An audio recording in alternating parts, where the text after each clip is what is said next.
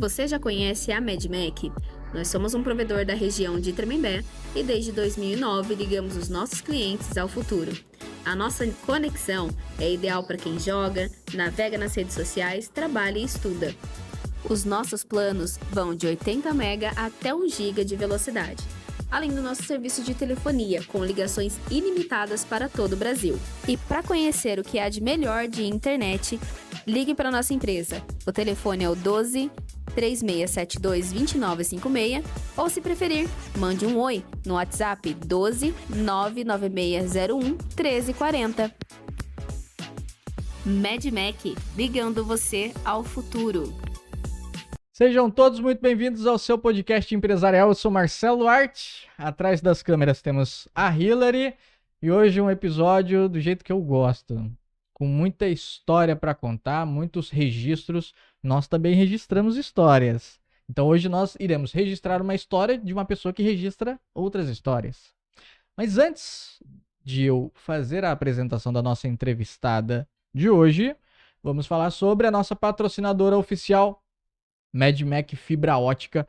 Nós estamos utilizando a internet da MedMac para fazer essa transmissão do episódio número 161. Então, se você está precisando de internet na sua casa, para os seus jogos, para os seus estudos, para você assistir a sua série favorita, MedMac Fibra Ótica. Lembrando que eles possuem planos de 50 a 1 GB. Ok, e agora vamos à apresentação.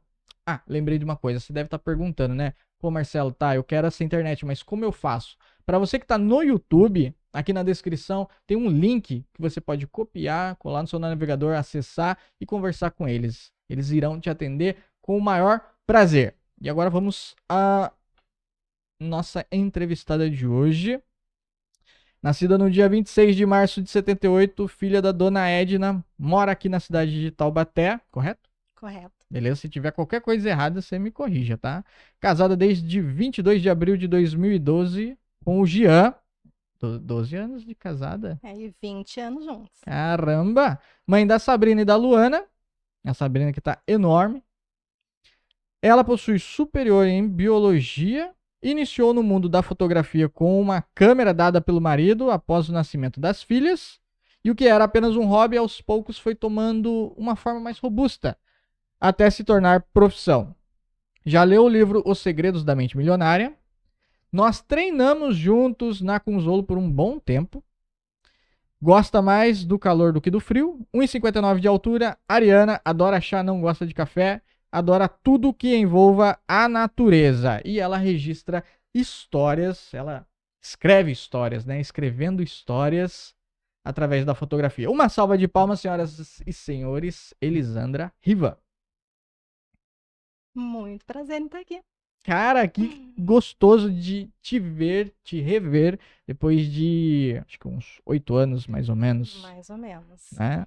Treinamos 6 anos e meio juntos. Caramba, hein? Tempo.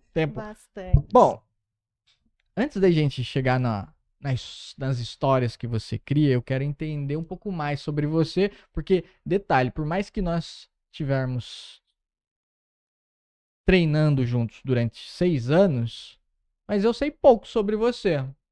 E eu quero saber mais. Então, conta pra gente como que foi a sua infância. Bom, a infância de quem é mais velho é totalmente diferente de hoje, né? É aquela infância onde você brincava na rua, tinha um monte de colegas, sem preocupação aí com violência. Então, eu acho que a minha infância foi uma infância bem vivida. Né? Então, assim, estudava, porque eu sempre gostei, né, de estudar, e limpava a casa para a mãe, terminava o serviço de casa, estava ali com os amigos, jogando queimada, um vôlei, quase não se passava carro na rua. Então, eu falo que era uma infância realmente vivida de maneira muito diferente de hoje, né? Que as crianças hoje ficam dentro de casa, tablet, celular, internet, e não vivencia essas brincadeiras de infância do meu tempo.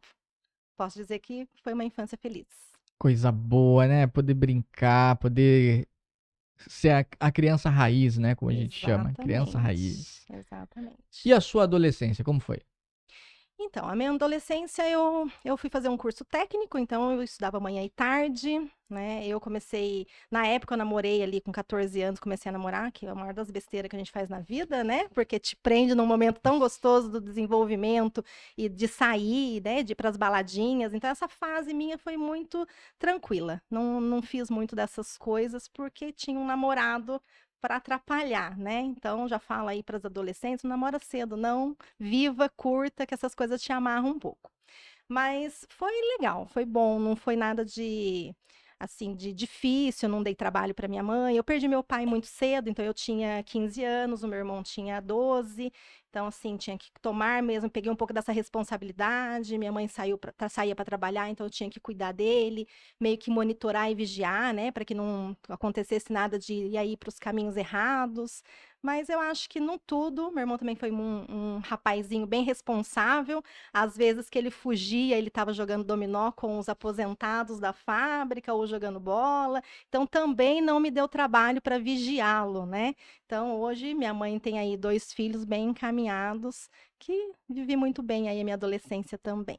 Que bom, né? E é uma responsabilidade muito grande, né? Você assumir um papel tão importante assim de cuidar do lar, né? Pegar um pouco dessa responsabilidade do pai ali e criar a família. Sim, isso é uma coisa que a gente não espera passar, mas quando a gente passa, a gente tendo aí uma boa base familiar, porque minha mãe sempre deu pra gente essa base, né?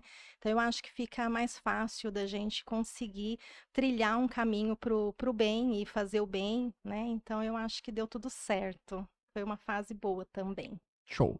Sua primeira experiência empresarial, seja trabalhando, CLT, funcionária pública ou empreendendo, qual que foi? Então, nessa fase aí da adolescência e da minha primeira graduação, a minha mãe, por trabalhar no comércio, né, não tinha um grande salário. E eu tenho bastante facilidade manual. Então, eu sempre gostei de fazer artesanato. Então, eu posso dizer que, mesmo sem um pouco de noção de que eu já estava empreendendo, eu estava. Porque eu fazia bombom, caixinhas, vendia no Dia das Mães, pintava um pano de prato. A minha letra sempre foi decorada, naquela época não tinha, né, o computador que te dava os currículos não, os diplomas, né, escrito à mão, então eu vendi muito essa caligrafia para escrever em diplomas. Então, assim, tudo que eu podia fazer na parte de artesanato para poder vender e arrecadar algum dinheiro para me ajudar nos estudos, eu fiz. E eu não tinha essa noção na época que já era uma forma de empreender, né, um pouco sem base, né, disso, mas já fazia ali as continhas, né, da despesa, do gasto, por quanto eu tinha que vender para ter um lucro, para que eu pudesse ter um dinheirinho ali para poder ajudar nas despesas. Eu estudava no centro, morava no Quiririm, ainda moro, né? E aí, por trabalhar, por estudar no centro da cidade, então não tinha jeito de ficar indo e voltando. Então, eu precisava ter esse dinheiro para almoçar, para tirar um Xerox. Eu sou da época do Xerox, né, gente? Não é mais da época do Data Show, manda pelo e-mail. Então, essas despesas eu custeava tudo aí com o meu trabalho de coisas artesanais. Então, eu posso dizer que eu já estava envolvida nos empreendimentos. Olha, eu posso dizer que tá melhor que muita gente, viu? Ah, De você ter ali um cálculo para saber lucro, gasto, entrada, saída, parabéns. Beleza. Depois disso, o que que você foi fazer?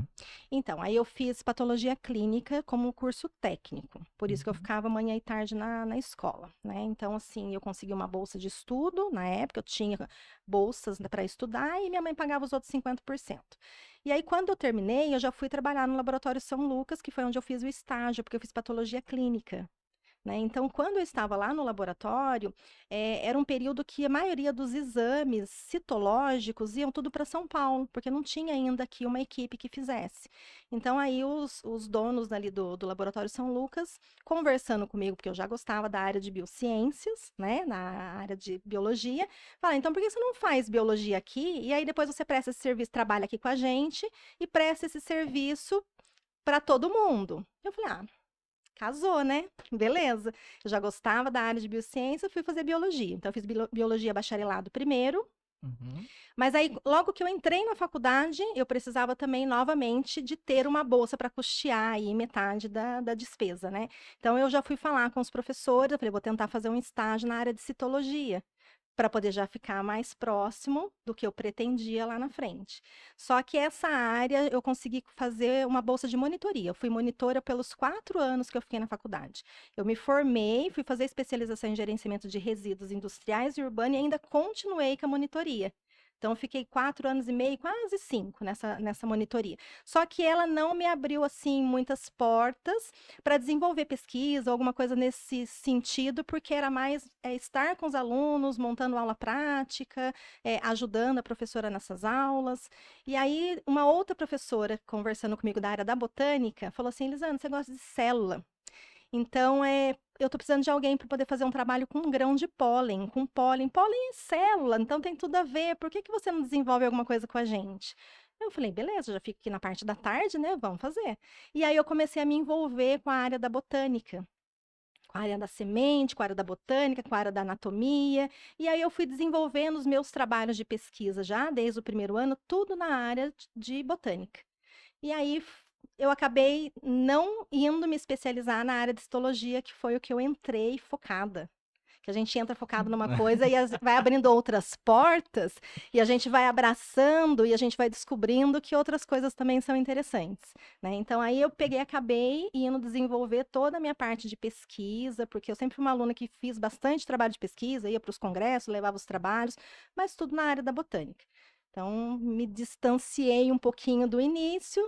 Logo que eu comecei a faculdade, eu não estava dando muito conta de ficar no laboratório, porque era plantão à noite, me desliguei do laboratório também, e aí fiquei só mesmo com a monitoria. E aí o meu foco já mudou. Já deu o plot twist na história, né? Já deu uma outra E virada. como que você se sentiu assim? Pô, você tava com um foco, um norte. Uhum, Só que aí a vida vai te levando por caminhos e aí portas vão se fechando e outras vão bom se abrindo, saber. né? Como que você se sentiu ao ver que o plano inicial já não era mais o mesmo? Como acontece tudo muito rápido, eu não parei muito para analisar isso. Porque, assim, ao Uhum, mesmo tempo que estavam abrindo outras portas e estava me tirando do foco, para onde eu estava caminhando também estava brilhando os olhos e mexendo com o coração, né? entendi. Então eu não senti essa. Falei, nossa, desviei. A gente vai pensando agora no conversar, a gente vai vendo que os caminhos foram trilhados diferente do que eu tinha planejado, mas não foi nada sofrido, foi uma coisa muito natural e que foi me dando, como eu poderia dizer, me contemplando, me completando, nada difícil de falar assim, nossa, perdi uma oportunidade. Outras oportunidades vieram. Qual foi o maior desafio nesse período?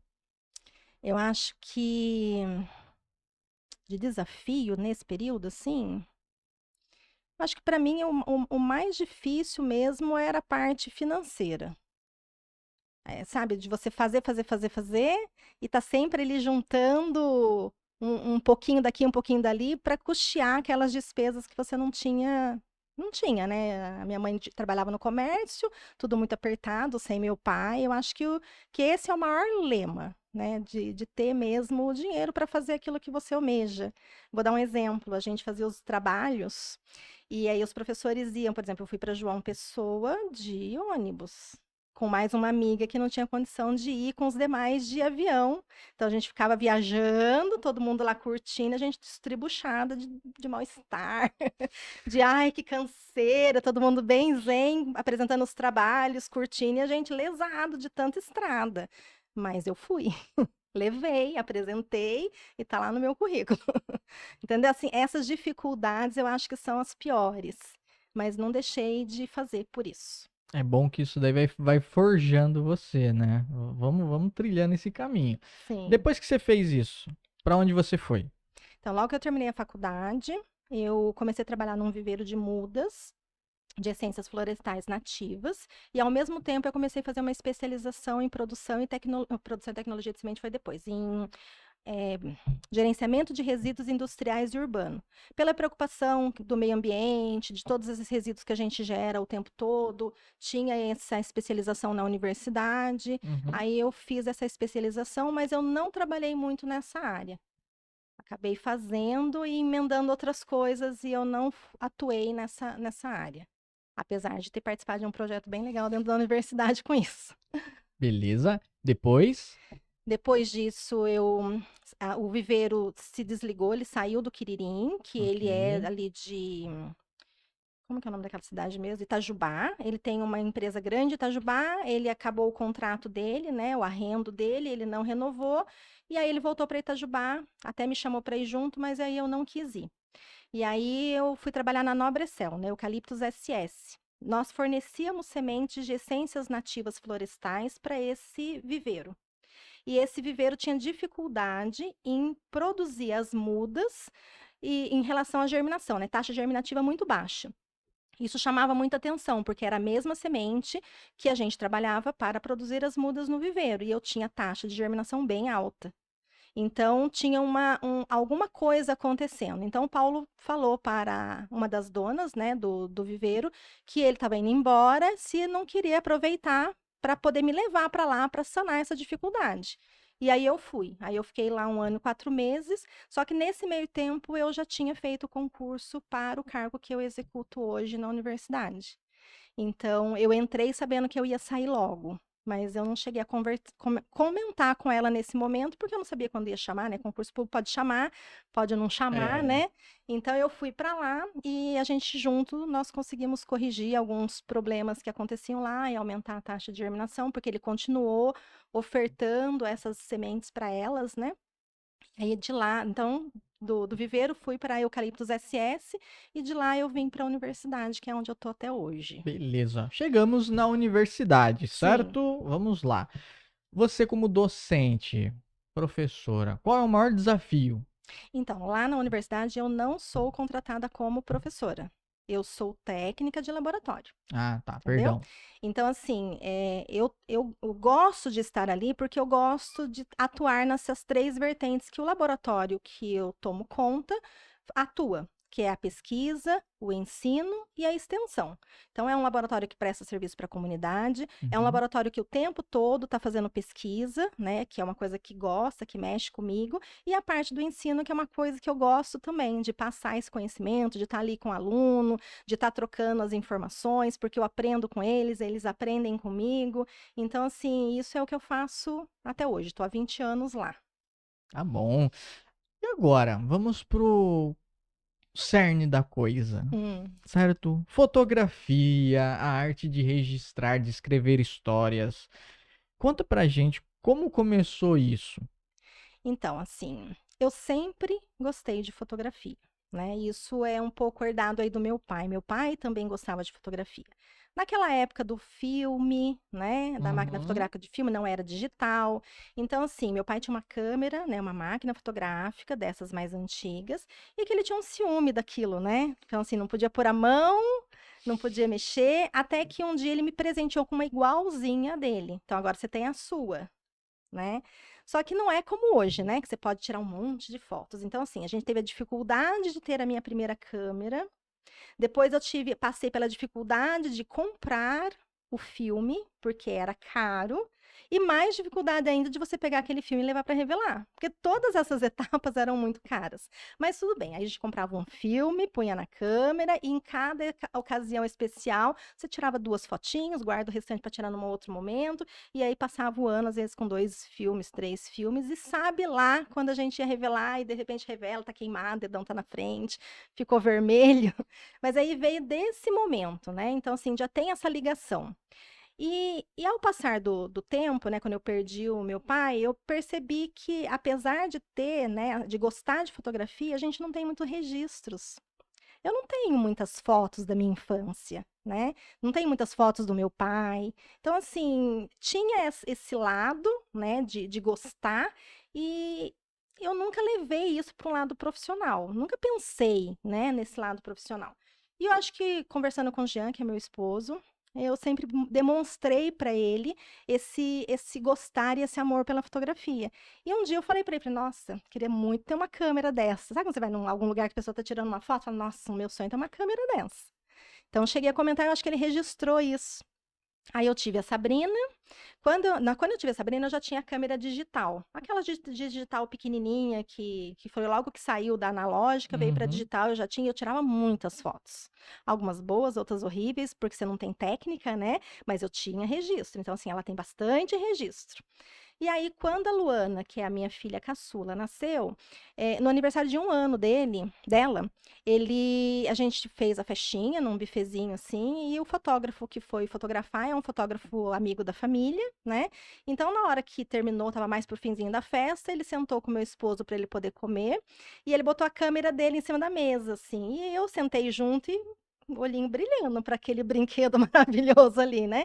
E ele prestou atenção em tudo isso. E aí o César, que é esse fotógrafo amigo, ele falou assim, eu acho que ele percebeu também, ele falou assim, tira uma foto lá da mesa. Aí eu falei, não sei, né? Ele falou, não, daí ele deu umas reguladinhas lá, não sei o que ele fez, mas provavelmente hoje eu tenho noção, mas ele deu uma regulada. Falou, vai lá tirar. Eu falei, tem certeza? Eu falei, tem, pode ir lá. E eu fui. Aí eu fiz algumas fotos da mesa, que já estava toda desmontada, porque o parabéns já tinha sido, né? Mas fiz umas fotos da mesa. E o Jean prestou atenção nesse brilho dos olhos. E aí, isso foi em dezembro, e o meu aniversário é em março. Então, quando chegou próximo do meu aniversário, ele falou para mim que ele iria me presentear com uma câmera. Eu falei, eu quero te dar uma câmera profissional. Aí eu falei, não acredito, sério. Sério? Então, só que eu não posso ir lá comprar porque eu não sei qual é a câmera, eu não entendo. Então, eu gostaria que você desse uma estudada e a gente vai junto para poder comprar essa câmera para você. Eu falei, ai, beleza. Aí eu fui estudar, né? Qual é a câmera que eu quero? Qual é a marca mais usada? Qual é o equipamento que eu deveria, né? Que não foi nada fácil, viu? Decidir se seria uma Canon, seria uma Nikon, né? É um Isso daí é uma dilema. É um briga. dilema, mas tudo bem, fomos e ele me presenteou com essa câmera. Quando eu cheguei em casa, é tanto botão, né? É tanta coisa que eu não poderia trabalhar com isso no automático, não fazia sentido, né? Você tem uma câmera digital, aquelas, né, digitalzinha comum, eu não fazia nada, põe no automático, você bate lá e tudo bem, mas você com uma câmera profissional e vai fazer assim, né, simplesmente um equipamento desse potencial. Então, eu comecei a estudar os recursos. Quando eu me dei conta, eu estava matriculado numa graduação de fotografia, né? Aí eu fiz a fotografia no Instituto Internacional de Fotografia, que é do Rio, e aí eu não parei mais. E aí eu estudo fotografia até hoje. A gente tem ainda esse dilema de escolher qual é a área, né? Porque fotografia é um leque de coisas que você pode fazer, mas a gente precisa, sim, direcionar para um foco, porque para cada coisa que você vai fazer é um tipo de material que você precisa ter, né? De iluminação ou de lente, né? Essas coisas que acompanham a câmera, né? E aí, quando eu me vi, eu não parei mais. Aí eu fiz o curso para entender um pouco mais, com o intuito de fazer fotos mais bonitas dos meus bebês lindos que eu tinha em casa, porque eu tinha 2 crianças bem bonitas. Falei, nossa, vou ter um monte de bebê com repolho na cabeça, né? Aí, que é o que eu pensava, né? E aí, quando eu me dei conta, eu estava fotografando um aniversário para uma amiga de 1 aninho, bem assim, faz para mim, faço. Nossa, tá me sentindo, né? Fiz. E aí eu comecei e não parei mais. E tô até hoje, daí profissionalmente fotografando desde 2015. Né? Eu comecei, estudei fotografia em 2012, 13, né? De 12 para 13. E aí, em 2015, comecei profissionalmente. Beleza. Já, parabéns, viu? Parabéns por você ter prestado atenção no sonho, ter visto os olhos dele brilharem e ter comprado a câmera, né? Que isso sirva de exemplo para os maridos, namorados aí que presenteiem, incentivem o que é um hobby, com certeza se tornará, como se tornou, uma profissão rentável. E é a foto, né? Escrever histórias, como você falou, trabalhar com emoção, trabalhar com momentos únicos, principalmente o seu, que é voltado para mães, né? Newborn. Sim. Aí foi assim, quando eu finalizei a graduação lá em fotografia, a gente tinha que fazer um trabalho de conclusão de curso. Quando eu comecei a fazer, estudar, eu já sabia que eu queria ir para a área infantil, né? Então, assim, na minha adolescência ali, não tinha aquelas, você é muito mais novo que eu, mas tinha aquelas capas com aqueles bebê gordinho, com repolho na cabeça, sentado dentro de um vaso de flor, eu achava aquilo o máximo, eu tinha todas as capas dos bebês gostosos. Aí eu falei, nossa, eu quero fazer isso daqui, porque aquilo enchia meu coração, eu achava que ia encher o coração de alguém também, né? Uhum. Achava que eu ia fazer foto de bebê. Mas aí o meu tutor na época, né, a pessoa que estava me acompanhando nesse trabalho, eu falei, é muito difícil fazer foto de criança para quem está aprendendo técnica. Então, vamos fazer uma outra coisa, depois você estuda isso no paralelo. Então, eu fiz um outro trabalho para graduação, mas eu não tirei o foco. E nesse período, era o período que o newborn estava começando a estar um pouco mais intenso aqui no Brasil, porque o newborn ele é de 2008, mas no Brasil ele chegou ali por volta de 2010, 2011, mas muito pulverizado, e mais ali nas fotógrafas maiores, que puderam ir para o exterior para poder se especializar, porque é uma técnica e uma área muito delicada. Então, tanto é que as minhas filhas, 2012, que é da Luana, não tem foto de newborn, não estava ainda aqui em Taubaté, eu acho que só a Gabriela devia estar começando, então não tem. Aí eu falei, eu quero fazer newborn. Daí eu já fui estudar, daí eu já fui fazer curso específico nessa área. E aí o newborn, o bebezinho o recém-nascido, ele tem um antes, né? A minha preocupação em escrever a história, não daria para começar a escrever a história do bebê só depois que ele nasceu. E antes dele nascer? Depois eu até já te falo por quê, mas assim, eu falei, eu tenho que fazer primeiro da gestante. Então eu comecei, já fui pensando qual era a área que eu iria atuar, que seria a parte de materno e infantil, né, que é a parte da maternidade e do infantil, e acompanhar aquele bebezinho até 1 aninho. E aí eu comecei a fazer os cursos nessa área, pensando no materno e infantil. Depois eu pulverizei um pouquinho mais para frente, mas a gente vai se falando para a gente não perder muito foco. Ok, então vamos continuar a nossa construção aqui. Você pegou a câmera, começou a tirar fotos, foi fazer curso, foi fazer uma faculdade de especialização, certo? Sim. Você sentiu essa necessidade de aperfeiçoar a técnica? É necessário. É necessário. Eu acho que para você fotografar, tipo, um produto, talvez não tenha tanto essa necessidade, mas você saber como o equipamento funciona. Mas um recém-nascido é um bebezinho que a mãe tem que confiar muito naquele profissional, porque é um bebezinho que você fotografa de 5 a 20 dias de vida. Então, a técnica, ela é um pouquinho diferente, porque se eu estou fotografando um bebê sentado, a luz vem de cima e o bebê está sentado. Agora, se eu colocar esse bebê, a mesma luz e colocar esse bebê deitado, a luz vai vir de baixo, vai iluminar de um jeito errado. Então, o bebê, em vez de ficar bonitinho, vai ficar feinho, né? Coloca a lanterna embaixo, vira, né, aquelas coisinhas de filme de terror. Então, a gente tem que tomar cuidado. Esse é o primeiro ponto da parte técnica, mas tem a parte do bebê. Então você precisa estudar a fisiologia do bebê, como que você acalma esse bebê. Se esse bebê tá com barriguinha durinha, tá com gases, eu preciso aliviar isso, porque a fotografia newborn, ela coloca o recém-nascido em poses que imitam aquele momento que intrauterino, aquele momento que ele estava dentro da barriga. Então a perninha vai ficar dobrada sobre a barriga, então pressiona o abdômen. Se ele tiver com cólica ou com gases, isso provoca desconforto, então ele vai chorar. Então você precisa, antes de tudo, entender como é o bebê fisiologicamente, entender o bebê em relação ao sono, para você tranquilizar, saber se naquele momento você pode fazer determinadas coisas que ele não vai acordar, e você precisa entender da anatomia desse bebê.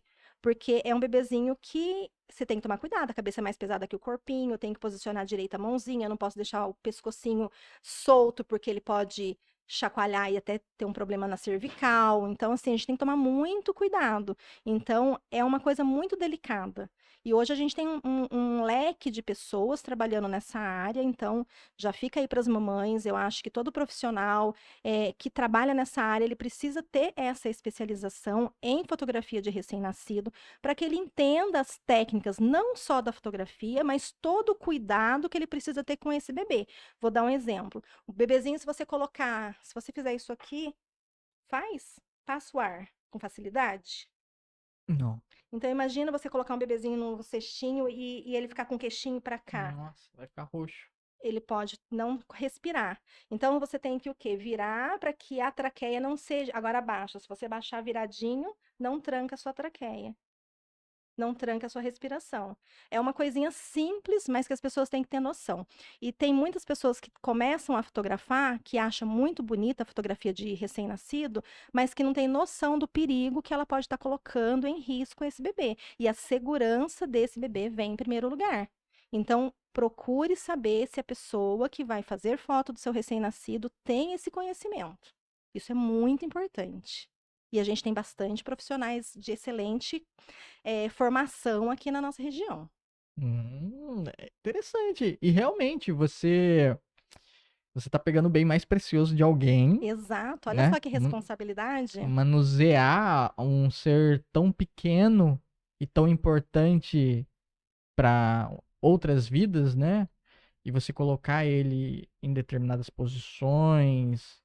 Exige técnica, né? Exige. Existe. E não só com o bebê, mas com os pais também. Como é que você faz para acalmar os pais? Então, eu acho que assim, quando os pais chegam e te entrega aquele bebezinho nos seus braços, eu acho que só o fato deles perceberem que você tem esse conhecimento, esse cuidado, né, que você, porque realmente a gente pega o bebê, é a gente que tira a roupa do bebê. Então você vai tirando a roupinha do bebê, eu já consigo perceber qual é o reflexo desse bebê, se ele é um bebê mais sensível, se é um bebezinho que deixa eu pegar na mão, porque tem bebê que não gosta que você pega na mãozinha, e o tempo todo a gente fica pondo a mãozinha embaixo do rosto. Então, naquele momento, eu acho que os pais já sentem, entendeu? Que você tem o cuidado e o zelo necessário para estar com aquele bebê. Então, eu nunca tive nenhum problema de pais que ficaram inseguros, que ficaram em cima. Pelo contrário, às vezes eles até dormem sentadinho lá esperando. Porque tá tão cansado, né, daquela rotina inicial dos primeiros dias. Eu acredito que por sentirem o meu amor e o meu carinho por aquele recém-nascido que tá ali, eles ficam tranquilos. Eu nunca tive problemas. Beleza, então a gente já sabe que atualmente você domina a arte. Agora, o começo, como foi os primeiros bebês? Não foi fácil. Não foi fácil, porque assim, eu acho que tem uma facilidade aí, porque assim, eu já tinha tido as minhas duas filhas, né? Uhum. E eu nunca tive dificuldade em lidar com elas quanto recém-nascido. Então, assim, a minha mãe não dava os banhos de recém-nascido, eu que dava, mas minha mãe me ajudava muito nos outros quesitos de estar comigo ali o tempo todo, né? Me auxiliando em alguma coisa. Então, eu acho que isso já é uma coisa que para mim foi mais fácil. Aonde eu senti dificuldade foi de conseguir posicionar esses bebês da forma que eu posiciono hoje. Nossa, são fotografias que estão bem assim fora de técnicas, né? Então, essas técnicas que a gente desenvolve ao longo dos anos, elas são mais difíceis, até mesmo porque eu fiz um curso que eu não tinha a minha mentora ali do lado, né? Então, você vai assistindo o vídeo, vai fazendo, é diferente de você estar presencial. Tem vantagens e tem desvantagens em cursos presenciais e cursos que são online, né? O online te facilita ver várias vezes, eu acho que isso é bem bacana. Mas no seu primeiro bebê, ter alguém ali do lado para te auxiliar, eu acho que isso eu não tive. Então, eu tive dificuldade, né? Então, assim, eu não sabia ainda as técnicas da iluminação, então eu também não iluminava direito, não tinha tanta destreza de como acalmar, mas os meus primeiros bebês foram de pessoas muito próximas, então isso também facilitou, né? Porque a gente tem sim que fazer bastante ensaios aí gratuitos para você treinar a sua técnica, né? E isso eu fiz bastante. E aí eu também dei um pouco de sorte de ter pessoas próximas tendo bebês nascendo, né? Então, mas eu senti dificuldade no posicionamento. Não é simples, parece, né? Você vê a fotinho pronta, você acha que demora bastante tempo. É uma sessão longa, não é uma sessão rápida. Você às vezes fica ali muitos minutos, 10, 15, 20 minutos, acalmando e deixando o bebê relaxar para você pegar a câmera, dar 2 cliques de 1 minuto e mexer no bebê de novo e ele acordar e você posicionar. Então, assim, é delicado. É muito tempo, muita técnica para pouca foto. E é engraçado que os pais falam: Nossa, eu não imaginava que era assim tão delicado. Como você tem paciência? Eu escuto muito isso. Nossa, como você tem paciência, né? Eu falo: Tenho. E eu não vejo a hora passar. Quem fica me dando porque a Sabrina é minha auxiliar ali, né? Ela me assiste nos newborns, porque o bebê não pode ficar sozinho. Tem que ter alguém próximo, né? E ela que fica, nossa, já passou 3 horas, porque eu não vejo mesmo. Eu fico ali muito tempo e não percebo, sabe? Eu gosto de estar ali, eu gosto do que eu tô fazendo, eu gosto da importância que aquele registro vai ter depois, sabe? O significado de tudo isso. Eu acho que isso conta muito e eu faço com muito amor, muito amor. Perfeito. Em relação à parte do equipamento, nesse primeiro período, você continuou com a câmera que você tinha? Você comprou outro equipamento?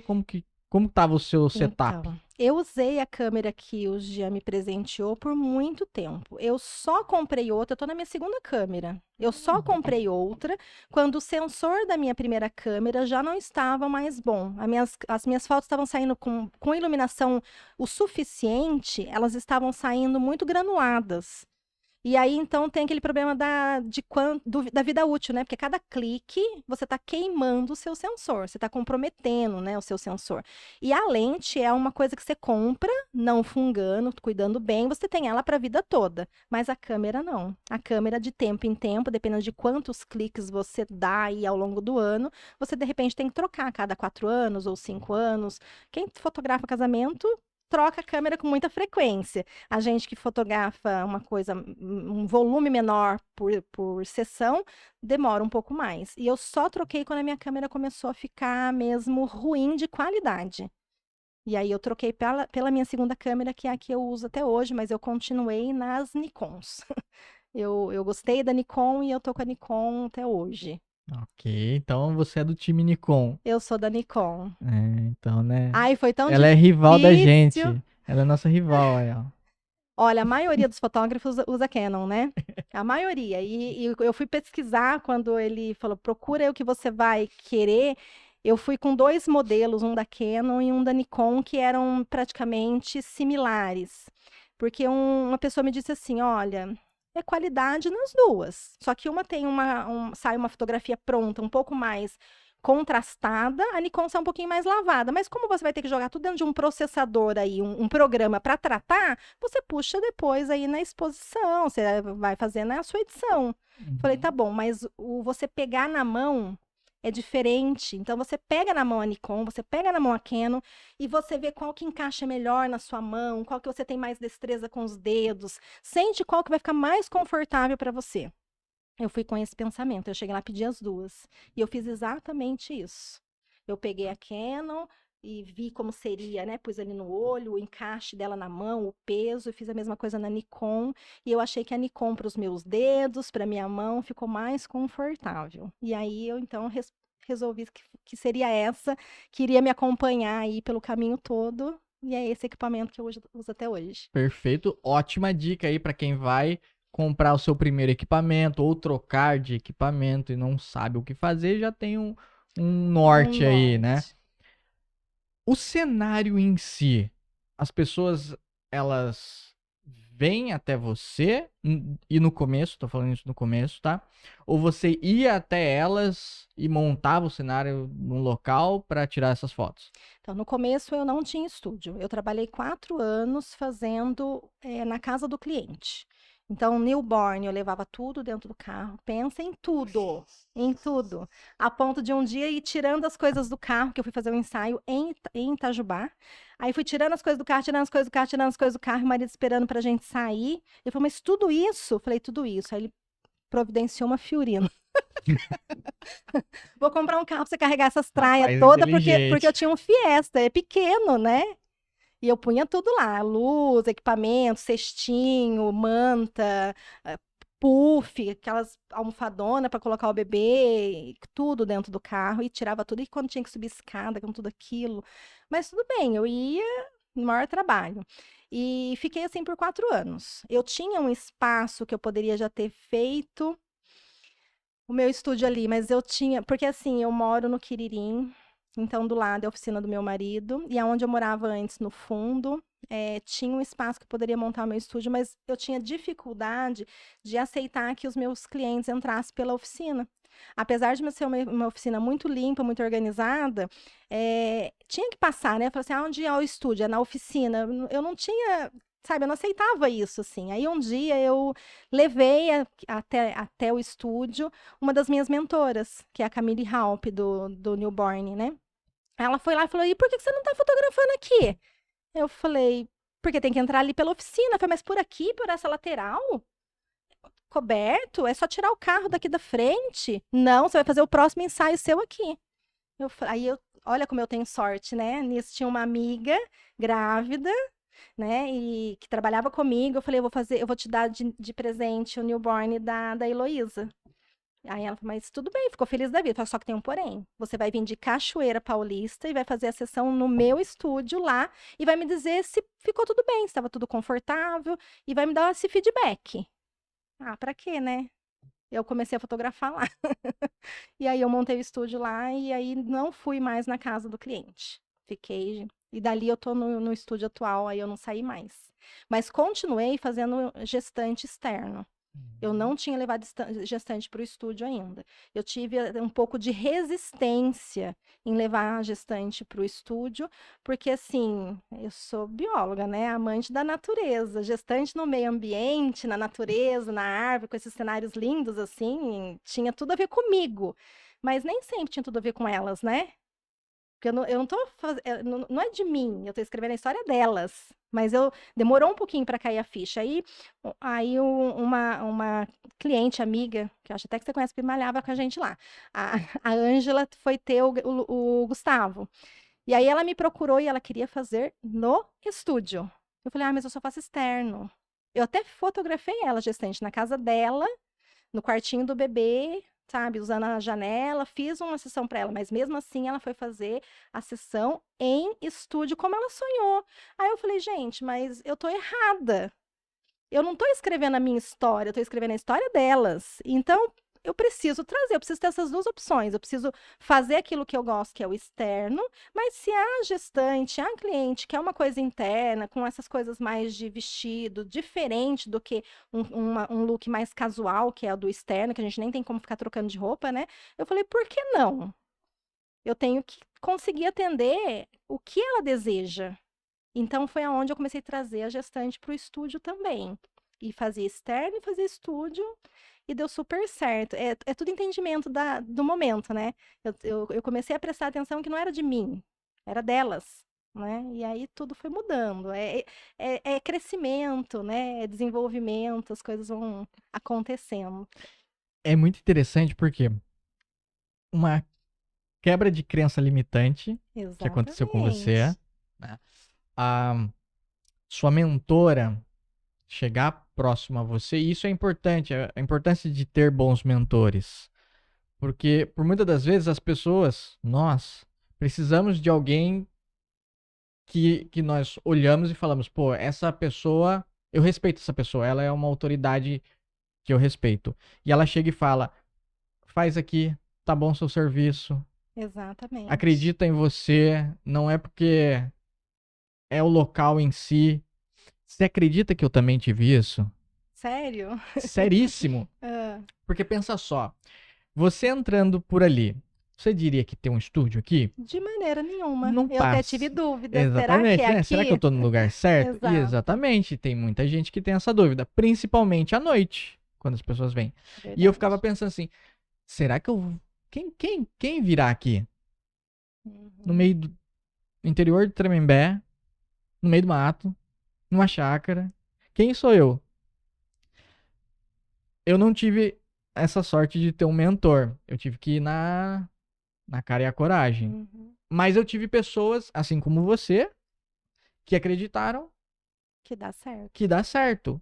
E aí a coisa vai, né? Você vai. E aí entra a segunda sacada, que é você olhar e falar assim: tá, mas não é o meu gosto, é o gosto do cliente. Eu tô Uhum. entregando uma experiência para ele, não é a experiência que eu quero ter ali. Eu tenho que entregar o melhor para ele. E essa é uma segunda sacada que eu também tive, Uhum. passei por isso. E eu acredito que todo mundo passa por isso. E se não passou, vai passar em alguns momentos e até depois quando a empresa já começa a andar, por assim dizer, né? Então quebrou essa crença e você começou a fotografar lá dentro, certo? Sim. Qual é a principal diferença entre interno e externo? Eu acredito que, primeiro, porque o ambiente externo, apesar de ser muito bonito e te dar fotos muito bonitas, também tem limitações, né? Então, assim, não dá para você ir com uma câmera fotográfica, com o equipamento que a gente tem hoje, em qualquer lugar, né? Então, nesse período, eu tinha seguro. Hoje eu não tenho mais. Entendeu? Então, assim, dependendo de onde você vai, você tem que levar alguém, porque você tá ali com a câmera no rosto, você não tá vendo se tá se aproximando alguém, mal intencionado, se tá te seguindo, porque eu ia muito em parques, né? Então, assim, você acaba tendo que levar um segurança, né? Uma pessoa para prestar atenção naquilo que você não vai prestar, porque eu sou muito intensa na hora que eu tô fotografando. Eu não estou ali prestando atenção nessas coisas, eu tô ali prestando atenção em quem eu tô contando a história. E aí eu esqueço de onde eu estou, né? Então, eu acho que isso é muito difícil hoje, pelo menos aqui no Brasil, você sair com essa confiança de ter um equipamento tão caro com você num lugar aberto. Não dá, né? Tanto é que a minha câmera eu não levo numa bolsa que parece que eu tenho uma câmera, né? Minha mãe fez uma bolsa para mim que é uma bolsa comum, né? Porque até isso eu tenho medo de sair. Porque tem, né? Quer dizer, muita na cara de que ali é de equipamento fotográfico, né? Então não dá. Eu acho que isso é difícil. No estúdio, você consegue dar um pouco mais de conforto em relação a você ter uma água para você oferecer, você ter um banheiro para a pessoa ir, você ter um local para trocar de roupa, você ter um lugar para a pessoa sentar e ser mais confortável, para quem está acompanhando poder esperar. Então, isso eu senti diferença. Eu achei que nesse ponto foi melhor, né? De eu ter um ambiente em que eu pudesse deixar ele montado para que desse um pouco mais de conforto para a pessoa que está ali fazendo e contando a sua história. Eu acho que é o crucial para mim. Oh, show de bola. Bom, agora vamos falar sobre, deixa eu ver, pós-edição. Porque temos ali, né? Nossa, isso é árduo. Tirar fotos é uma arte, é uma técnica, mas sabemos que o processo 20%. final ali é outra coisa, né? É. Você, sei lá, de 300 fotos ali, 300 cliques, 50 cliques, você seleciona 1, 2, 3, 5 e você precisa editar, trabalhar essas imagens em um programa. Então, conta pra gente, como que você faz? Nossa, eu tenho tanta dificuldade nessa parte em relação, porque assim, como eu vejo a fotografia como contar uma história, fazer essa primeira seleção do que fica e do que tira, dói, né? Então, assim, tira as que são iguais, porque você dá mais de um clique, a minha câmera é pesada, então às vezes você dá uma tremidinha, então eu tiro mais de uma foto. Então, selecionar isso para mim, assim, é difícil. Eu não, olha, pra você não ter uma noção, uma sessão minha de foto é umas 600 fotos que eu tiro. Porque é ângulos diferentes, são histórias. Eu não tiro só duas fotos, porque eu preciso estar com olhar ali naquela galeria e falar, nossa, desse momento, qual vai contar aquela história? Na hora que a pessoa olhar, ela sabe qual foi o momento daquilo ali. Então, eu tenho dificuldade em deletar. Então, deixar uma galeria pequena para enviar para o cliente, eu tenho que fazer isso em prestações. Chega em casa, faz backup, né, dessas fotos, gera uma galeria ali, um catálogo, aí eu vou, tiro as que estão tremidas ou sem foco, então vamos supor que ali de 500 fica umas 250, aí vai tomar um café, uma água, um chazinho, aí dá um tempinho, volta, aí coloca, faz a seleção do que realmente tá legal, porque às vezes a pessoa tá viradinha para um lado, às vezes a pessoa tá virada para o outro, aí já é um olhar do fotógrafo, né? Então eu vou olhar aquilo que tá mais bonito e tecnicamente mais perfeito. Né? E aí eu fico com dó, porque o que eu penso? O meu olhar é olhar profissional, é um olhar técnico. O olhar do cliente não é esse olhar, é um olhar sentimental.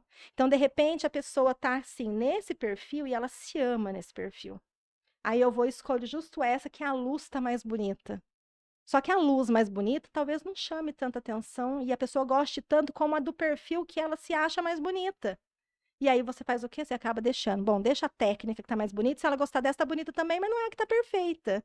Você entendeu a dificuldade? Porque o olhar de quem vai escolher é o olhar de sentimento, daquilo que ela gosta mais, e não o olhar profissional. Mas tem essa parte. Tirou essa parte de escolher e montar uma galeria para entregar para o cliente, aí eu mando sim uma galeria em baixa resolução e o cliente escolhe a quantidade de foto do pacote que ele selecionou, mas também tem a opção de escolher fotos extras caso queira. E aí só depois é que eu trato as imagens escolhidas. Né? Então eu já aviso, ó, vai as fotos não estão tratadas, tirar um fundo, recortar ou completar o cenário, né? Que às vezes você está com fundo infinito, mas tem uma parte para completar, Uhum. ou arrumar, essas coisas eu só vou fazer depois, até mesmo porque eu não tenho tanto tempo disponível para ficar tratando foto e mandar 50 fotos tratadas para a pessoa escolher 20. É um tempo de trabalho que a gente não pode jogar fora, que tempo hoje é dinheiro, né? E ele é extremamente precioso. É um tempo que eu poderia estar com as minhas filhas, poderia estar com o marido e estar ali naquela sessão de fotos. Então, a gente vai tudo meio que rápido. Faz uma pré-seleção, monta uma galeria, manda para o cliente, dou um tempo para o cliente escolher, ele escolhe, eu só trato aqueles escolheu. E aviso, né? Falei, ó, só vou tratar essas fotos. E quem chega até mim já viu o meu trabalho. Então, se chegou até mim, já gosta da minha edição, já gosta do meu tratamento, né? Porque a gente mantém uma linha, né? A gente tem aí uma identidade visual. Então já fica mais fácil também, né? Para você, a pessoa já sabe o que que ela vai receber, né? Já tem uma noção. E é legal, interessante isso, porque a pessoa ela já vem com você, para você já com uma noção do que ela receberá, certo? E você também já cria templates aonde você envia para a pessoa vê ali o seu catálogo, né? Uhum. E ela já começa a visualizar aquilo. E você também tem que equalizar.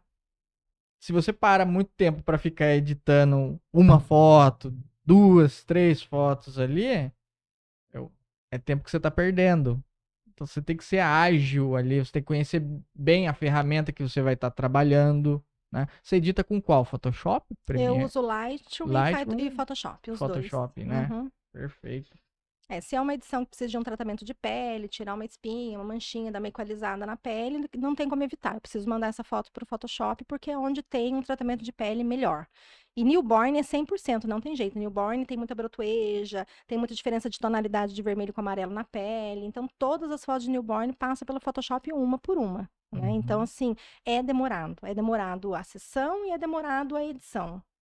E quando tem gestante, tudo a gente tem que tratar a pele. A nossa pele tem muitas manchas, o jeito, dependendo do jeito. Eu gosto muito da iluminação a 45. Então, a 45 dá uma sombreada e, querendo ou não, só os porinhos já dá uma certa sombra, uma certa manchinha, uns buraquinhos na pele que você não consegue fugir, né, da edição. Para fugir de edição de pele, a luz tem que ficar de frente. De frente não tem volume, então fica muito chapado e aí não tem jeito. Precisa ir, sim, um pouquinho para o Photoshop. Então agora eu vou fazer uma pergunta técnica pra você. Vou te jogar Tá. na fogueira, tá? Que é Ixi! bom é que esses momentos que a gente aprende.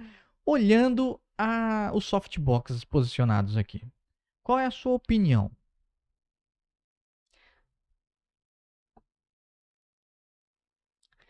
Bom, tanto o meu como o seu tá mais ou menos na mesma posição, né? Isso, Isso. porque tá os dois, um vindo iluminando de trás, o outro tá aqui na 45, não tá de frente, então eu vejo luz na sua lateral, tem um pouquinho de sombra aqui embaixo dos olhos. Eu mexeria nesse aqui um pouquinho mais aqui para diminuir um pouquinho essa luz embaixo dos seus olhos, mas também evita o brilho, porque você está fazendo uma filmagem, então também se ficar de frente, pode ser que isso que dê um brilho mais excessivo, aí a gente se movimenta, né? E aí a gente também tem dificuldade de manter a luz no lugar certo.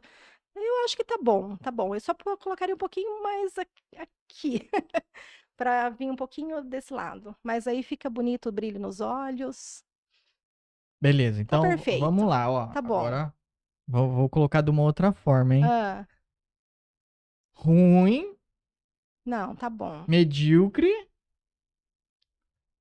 bom, excelente. Tá bom.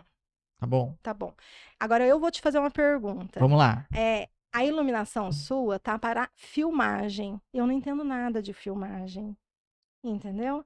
Eu não sei como deve ser a iluminação para uma filmagem ficar melhor. Eu imagino que uma luz muito de frente deve dar um brilho mais no rosto.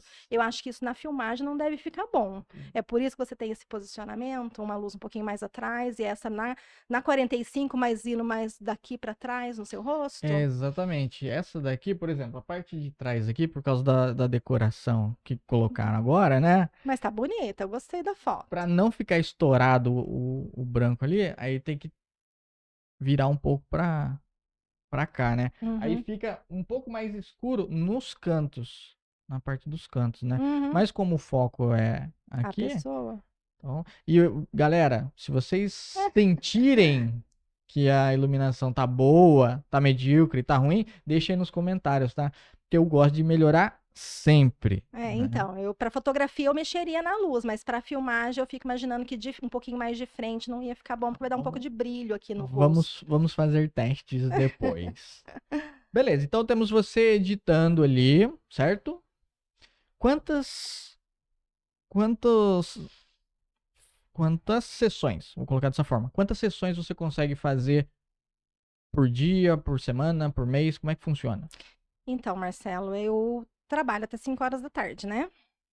Aí chego em casa, aí tem a casa, eu tenho que. Tô derretendo, né? Então eu preciso de um banho para me recompor, fazer a minha janta, que é a janta das meninas, e o meu almoço do dia seguinte, também o que fica para elas almoçarem no dia seguinte. Então só vou começar a editar por volta das 9 horas, 9h30.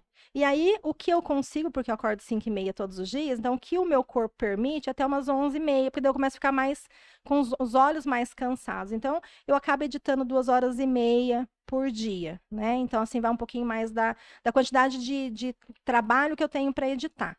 Mas em 2h30 eu devo estar. Se for newborn, eu não termino uma sessão em 2h30, porque é bem ali uns 20 minutos. Depende também da pele do bebê. Tem bebê que tem mais brotoeja, mais Uhum. manchinha. Mas uma gestante, eu acho que deve dar uns 30 minutos, Sabrina. Você que fica me acompanhando. Eu vou colar, pedir ajuda. Uns 30. Acho que é por aí. Uns 25 por foto. Se tiver de roupa, for só o rosto, é mais rápido. Se tiver sem roupa, que tiver que tratar a pele do corpo inteiro, é mais demorado. Mas vamos por aí que de uns 25 a 30 minutos uma foto. Eu não termino uma edição num único dia. E Eu não eu. parei para fazer esse Não, vamos cálculo. lá, é isso aí. Vamos jogando ideia pra você aí, pra É, você. se eu for pensar no quanto custa a minha hora, então acho que minha hora tá barato, né? Do tempo de sessão. Subir a régua, vamos subir o ticket médio aí. Até porque, por exemplo, vamos lá, números, né? Quantas gestantes e quantos bebês você já fotografou? Nossa, muitos. Não sei certinho quantos. Nossa, que pergunta difícil. Sabia que eu vou ter que contar? Que agora você vai me deixar curioso. Mas já Bom, foi muitos. sabe por Tem que que... gestante que eu já fiz 3 vezes. Então, sabe por que que é interessante você ter esse número? Porque aumenta também a... Ai, caramba, fugiu a palavra. Autoridade. Sim, Aumenta a sim. autoridade. Pô, já fotografei mais de X número de. Então, já escrevi X histórias. É que tem gestantes que já voltaram para mim 3 vezes. Tem gestante no seu quarto filho, o primeiro só que eu perdi, que eu não me conhecia. Aí, ó, tá aí uma outra coisa muito boa, né? Que é o LTV, o tempo de vida que a pessoa gasta com você. Aí, ó, É, voltou 4 vezes, voltou 3 vezes, né? Teve a primeira, uma isso. recorrência. E Perfeito. a hora que no último eu tava morando em Joinville. Olha, eu vou pra aí pra fazer foto com você. Falei, vem, fiz newborn, gestante newborn. Você atende Vale Paraíba, São Paulo, como que funciona? Eu atendo, eu tenho bastante cliente de Campos do Jordão, Santo Antônio do Pinhal, Jacareí, São José, Taubaté. Ali pro fundo do vale é que eu não cheguei muito. Fui até Cachoeira Paulista, Pinda, de Tremembé uma cliente só, mas ali sentido São José, Caçapava, tem bastante. Tem vindo um pouco de clientela ali da Serra, sabe? Ali de Campos do Jordão, Santo Antônio, uma fez e aí já pulverizou também. Porque assim, o raio de ação, até 50 quilômetros a pessoa vai até você. Mesmo sendo newborn, né, que tenha feito cesárea, se ela gosta da sua fotografia, ela vem. Porque 50 quilômetros na nossa região é fácil. Eu não diria, apesar de já ter tido orçamento solicitado da parte do litoral, para subir uma serra eu acho mais complicado, assim, sabe? O de Ubatuba, assim, porque dependendo de como tá, se for cesariana, talvez não viria. Mas se você pegar, assim, uma reta, Dutra, pega a Dutra 50 quilômetros, é logo ali. Entendeu? Então o cliente vem. Se ele gostar do seu trabalho, do seu atendimento, né? Do seu trabalho, ele vem. Não é questão de. Uhum. Isso não é uma limitação. Tá. Com todo esse know-how que você tem, com todos esses cursos que você já fez, já parou para pensar que você pode dar o seu curso? Já parei. Já E aí? parei, porque eu não tenho receio de ensinar, né? Então, assim, eu tenho bastante amigas fotógrafas que eu já ensinei a técnica da fotografia newborn. Tem umas que eu acompanho até hoje, que quando vai fazer uma sessão mais difícil ou de gêmeos me chama. Então, assim, eu vou e eu explico, eu ensino, porque eu acho que quando você nivela, quando você tá todo mundo ali no mesmo nível, todo mundo cresce junto e você não tem aquela competição por preço. Você tem competição por profissional mesmo, na parte profissional, porque a gente tem as edições, né? Uma gosta de um cenário muito branquinho, então se eu gostar de uma foto muito branquinha, eu vou nela, mas se eu gostar de uma foto mais contrastada, eu vou na Elisane, porque ela gosta um pouquinho mais de contraste, um pouquinho mais de sombra. Aí vai mais pela parte profissional e não pelo preço. Porque eu acho que você perder um cliente por causa de preço e que não está ainda com a qualidade técnica tão boa, isso dói, né? Eu acho que dói, porque você fala assim, nossa, aquela pessoa vai ficar bom um dia, ela precisa fotografar para ela poder, né, crescer profissionalmente, para poder melhorar o seu nível. Então eu não tenho essa dificuldade em explicar mesmo sendo de graça. Né? Uma pessoa que vem tirar uma dúvida, que me manda uma mensagem, que pergunta, isso para mim não, eu não deixo de falar por conta disso. Eu acho que é bobeira. Tá. Você dá mentoria? Eu não dei. Sim, profissionalmente não, mas se precisasse eu daria. Então, fotógrafos de plantão aí, Daria. ó. Precisar de uma mentoria, você já Eu já só não chama sei ele. em que momento, né? Em que tempo, Ah, mas isso aí, em qual isso momento, aí, nas férias. isso aí dá, você se ajeita, você consegue se organizar. Até porque quando você começa a ser mentora, aí você vai para uma outra esfera, Uhum, um outro ticket. Imagina, você pegar todo o conhecimento que você tem ao longo desses anos e pegar e falar para uma pessoa, Tó, uhum, eu tô aqui com você do seu ladinho. Lembra que você falou a diferença de você assistir uma aula pro YouTube e uma sim. outra de você ter uma pessoa do seu lado? Então, você é essa pessoa que vai estar ao lado de outras pessoas ali, pegando a mãozinha e orientando elas. Então, aí, ó, já fica Fica a mais. dica, fica a dica. Hashtag fica a dica aí. Na época que eu fazia o newborn, né? Que fazia fotografia de newborn, eu cheguei a ser anjo, que eles chamavam de anjo, né? Então, assim, tinha 4 cursos rodando ao mesmo tempo. E eu Uhum. já tinha feito, então eu fiquei ali como anjo das turmas, para fazer aquela parte que a mentora não conseguia, né? Que é dar atenção técnica para todo mundo. Então eu entrava nas comunidades para ver as dificuldades, gravava os videozinhos na hora ali, porque eu tenho até uma boneca de treinamento para isso, para tirar, né, do posicionamento. Então assim, já fiz um pouquinho disso, mas como um anjo, né? Como uma pessoa para dar o aporte, porque realmente, quando a gente tem dificuldade, se a gente não tem quem sane isso, fica complicado prosseguir, né? Fica mais difícil ir para frente. E a gente sem saber se está certo ou não. Então, realmente é necessário ter mesmo um aporte de alguém. Eu vou pensar com carinho, foi uma boa dica. Eu tava vendo uma outra coisa também no Hum, seu Instagram, que eu vi um neném e ele dentro de uma. Parecia uma casca de ovo. isso é a coisa mais linda desse mundo. E eu vi que a mamãe leva aquilo pra casa pra guardar como recordação. Então, o que que acontece? As mamães que fazem a sessão de gestante comigo e também faz newborn, eu apresentei-o com o molde da sua barriga em gesso. Então, no final da sessão de gestante, eu faço o molde da barriga dela, fica ali comigo porque precisa passar por um processo de cura, de secagem. Quando chega o dia da sessão, eu coloco o bebezinho de volta ali, né, na posição intrauterina, que ela não via como ele estava, eu coloco ele ali dentro, faço as fotos e ela leva aquele molde para casa. E aí ela pode estar usando na decoração do quartinho do bebê, na decoração da sala. Ixi, tem várias coisas que elas já fizeram com esse molde, sabe? E aí fica ali como uma recordação, porque imagina só para uma criança, né? Ela tá ali com seus 3 aninhos, que já começa a entender um pouquinho de onde que eu vim. Ah, tá na barriga da mamãe, tava na barriga da mamãe. Mas eu não caibo ali, né, minha mãe? Eu não. E como que eu estava? E de repente você se vê, né? Você criança se vê naquelas posições intrauterina dentro daquele molde que é a barriga, você se imagina melhor, né? Porque é meio lúdico quando você fala para uma criança que estava dentro da barriga da mãe, né? Aí ela vê a foto, ela já consegue ter esse entendimento. E sem contar que é uma foto maravilhosa, né? De você ter seu bebê, seu bem mais precioso, de volta ali no bercinho dele, que é a barriga, e você fazer aquela imagem, você colocar num porta-retrato, você colocar num quadro grande no quartinho do bebê, ter o molde ali para poder você estar usando na decoração, colocar um bichinho de pelúcia, colocar meinhas, ou o que a sua criatividade mandar. Eu acho que é um mimo e uma coisa exclusiva ali do estúdio que eu faço com muito carinho e elas levam de presente para casa.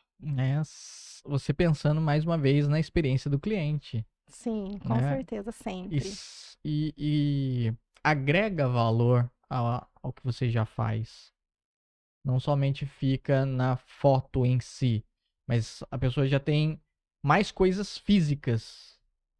A foto, se ela quiser imprimir, tranquilo, né? Tem essa facilidade. Uhum. Agora, aquele momento da barriga dela, daquele jeito ali, é só ali, naquele momento.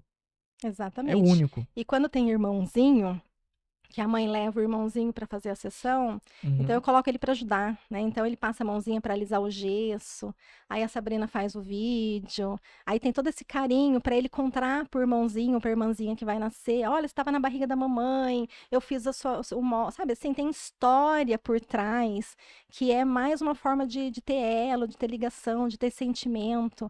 Então não é só uma foto, né? Não tem jeito de ser só uma foto, é um momento único que você está escrevendo mesmo aquela história. E acho que isso é o que me faz querer fazer sempre para alguém tudo isso. Com certeza. Porque quando a gente olha para uma foto, na nossa mente passa um filme. Cada pessoa tem uma visão do que aconteceu, né? Por exemplo, tem a Sabrina ali registrando, é a visão dela com a câmera. Mas a mãe tem uma visão, você tem Uhum. outra. E isso é sensacional. Fotos geram gatilhos mentais assim sensacionais. Com certeza, sem sombra de dúvida. Eu separei algumas perguntas aqui, né? Então, o que eu tava lá pesquisando no seu Instagram. Me stalkeando. Composição de cores para a foto. Por que, para que e como executar isso? Então, é que assim, a gente não pode. Se a gente pensar no círculo cromático, aquilo que fica mais gostoso e visual e agradável para os nossos olhos, a gente tem que pensar nisso na fotografia. Não dá para eu, de repente, estar com uma sessão ou com um cenário num tom e, de repente, eu colocar uma coisa que grite, que não converse com essas cores. Então, vai ficar visualmente estranho. Não vai ficar agradável, não vai ficar aconchegante, não vai ficar acolhedor. Então, a gente precisa, sim, pensar em qual é a paleta de cor que eu vou usar, né? E tudo tem um significado. Se eu for fazer uma fotografia para marcas, qual é a paleta de cor dessa marca? Qual é a linguagem? Porque você vai usar essas fotos para você poder estar mostrando o que você vende. Então, não dá para ser de qualquer cor. Se eu vou fazer fotos de recém-nascido, não dá para eu fazer tudo branquinho e de repente colocar uma coisa bem berrante lá, um vermelhão. Nossa, vai chocar, que não vai ficar gostoso, entendeu? Então, as cores, elas se conversam, elas se harmonizam. E a gente não pode deixar de pensar nisso numa sessão. Vou dar um exemplo. Minha sessão de Natal hoje, ela tá toda no azul, no dourado e no verde, né? O verde da árvore, tem uma manta verde, poltrona azul, as bolas 2 tons de azul, dourado, um pouco de branco. Então, vai chocar se alguém for de rosa pink. Colocar alguém de rosa pink, eu não vou deixar de fazer a foto para essa pessoa. Mas ela não vai ter a mesma percepção, igual ela olhou as fotos para escolher e ser fotografada a Natal comigo, ela vai olhar e ela vai achar estranho. Por quê? Porque a paleta tá muito fora. Não dá para botar um roxo lá. Entendeu? Vai ficar esquisito. Então é por isso que a gente tem que pensar nas cores e na composição, para ficar harmônico, para ficar gostoso de se olhar, de se ver, de se lembrar. Você me deu uma sacada aqui na hora que você tava falando isso. Eu vi que você Sensacional. fez uma cara, Eu falei, falei, ele teve um sabe insight. aquele momento que cai uma ficha assim, eu falo, Uhum. putz, era isso? Beleza, já vou alterar Então, eu não vim coisas. de coral porque vai dar contraste lá no seu Instagram. Você usa o fundo preto com amarelo, Uhum. eu ia pôr uma blusa coral. Falei, mas na hora que ele colocar lá vai ficar estranho, então vamos de branco. Show de bola. Pensei na sua paleta. Obrigado. Vamos falar sobre técnicas. Quais técnicas você usa? Em que sentido? Vamos lá, direção espontânea, o que que é? Ah, tá, nesse sentido. Uhum. Porque assim, eu não sou muito de fazer aquela foto assim. Marcelo, põe a mão aqui. Põe a mão no queixo, dá uma viradinha, sorri. Vogue. Não. Eu posso sim, até colocar você no posicionamento que eu quero, para a luz que eu quero. Uhum. Mas eu vou te movimentar. Eu gosto do movimento. Às vezes eu faço você olhar para a Natália. Quando eu falo, já você olha para mim, porque é diferente a expressão, né? Então, assim, eu ponho movimento nas minhas fotos. A direção espontânea é aquilo que você não interfere na interação entre as pessoas. Vamos supor que você está fazendo foto com a sua esposa. Uhum. Então, eu coloco você num cenário, de repente, numa praça. Eu vou falar para você, caminha, interaja com ela. Mas eu não vou falar pra você, põe a mão na cintura, passa a mão no cabelo, dá um cheirinho. Não, você é que vai me proporcionar a imagem de acordo com seu afeto por ela. Entendeu? Porque daí fica livre. Se você tiver o hábito de fazer isso, vai ser muito simples. E a gente percebe que às vezes a gente pega casal que já não tá mais nesse de muito carinho, muito zelo. E aí a gente fala, ó, você vai caminhando com ela aqui, interage com ela naturalmente, eu vou rodeando vocês e vou clicando. E aí, se você percebe que é um casal que já não tem muito esses de carinho, fica uma coisa travada. Eles andam e mal se olham. Daí você tem que intervir. Daí já não dá para ser uma direção espontânea. Não dá para você simplesmente, eu coloco ele no lugar que eu quero e o espontâneo é o que ele vai me proporcionar. Aí você vai precisar falar. Daí não tem jeito, aí você tem que intervir. Fala assim, então para aqui, fica aqui atrás dela, põe a mão na cintura. Ah, ela tá cheirosa? Eu gosto de fazer brincadeira, eu gosto de tirar um sorriso, sabe? Aí fala, dá um cheiro, porque daí você vai, cria a situação e faz a foto, né? Então, o espontâneo é eu não interferir, mas se tiver necessidade, eu preciso. E você sente ao fazer. Ok. Vamos lá. Quais materiais você utiliza para o cenário e como que você monta? Então, hoje eu tô naquela vibe do minimalismo, né? Do menos é mais. Porque senão, o que que acontece? A gente cria um cenário muito rebuscado, com muitas informações. Você faz umas três sessões naquele cenário, você já enjoou.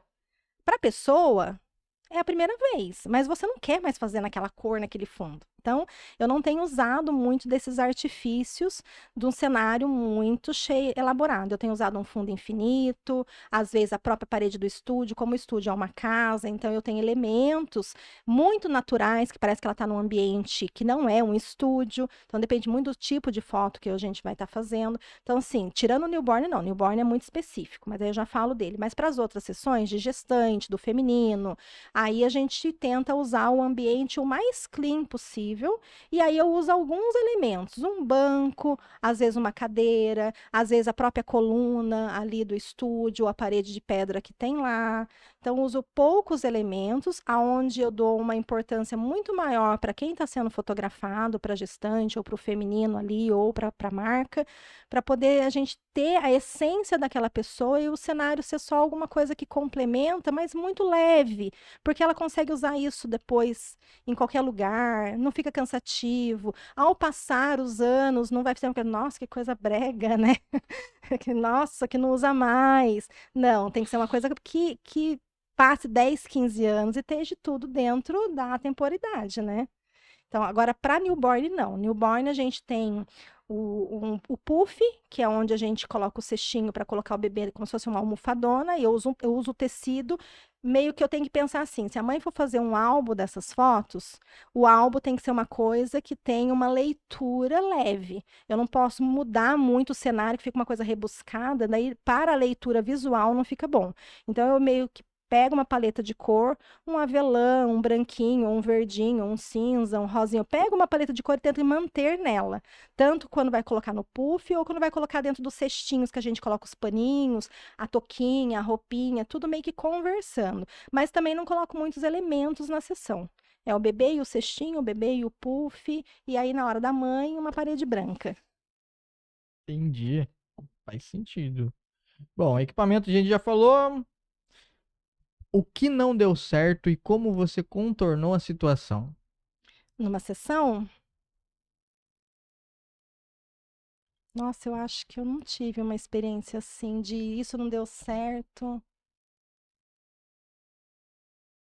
Ai, não me vem na cabeça um dia que não. Porque no final tudo dá certo. Não, eu não tive uma coisa assim, nossa, hoje não deu certo. Já aconteceu assim, de ter uma sessão e que a sessão foi longa porque foi cansativa e eu não ter curtido muito o resultado. Isso já aconteceu, sim. Nossa, não curti muito essa sessão. Uhum. Mas aí eu já não tô falando da pessoa, eu tô falando de mim, né? Então, de repente, eu mesclo, por exemplo, no gestante, eu tenho figurinos, mas eu também mesclo com o figurino da mãe, para ficar personalizado, né? Para ficar um pouco mais a cara dela. E aí pode acontecer de repente, ela se identificar com um tipo de roupa que não cabe a mim ali criticar ela. Ela gosta, é a roupa que ela usa sempre, que ela se sente bem, que ela se sente à vontade. E aí pode ser que nesses contextos eu não curta muito, mas eu não deixo de fazer, eu só não Uhum. posto. Entendi. Eu Então, só não conto para todo mundo, entendeu? nem Eu não boto. tudo que você clica vai pro Instagram. Nem tudo, nem tudo.